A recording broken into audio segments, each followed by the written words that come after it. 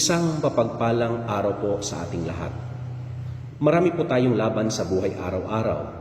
Nandyan yung mga pagsubok at mga suliranin. Tanungin po natin ating mga sarili kung anong klase ng panglaban ang ginagamit natin. Dahas po ba o panalangin at panampalataya sa ating Panginoon? Mula sa Ephesians chapter 6 verse 18, "Fight your battle through prayer and win your battle through faith." Napakalaga po ito sa atin bilang kapulisan at mamamayan dahil ang dalawang ito ang ginamit natin araw-araw bilang panglaban sa ating mga suliranin sa buhay, marahil lahat ay magkaroon ng tagumpay.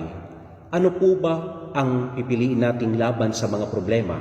Dahas po ba o dasal at panampalataya sa Diyos? Manalangin tayo. Panginoon, turuan niyo po kaming lumaban na ayon sa aming panampalataya sa iyo.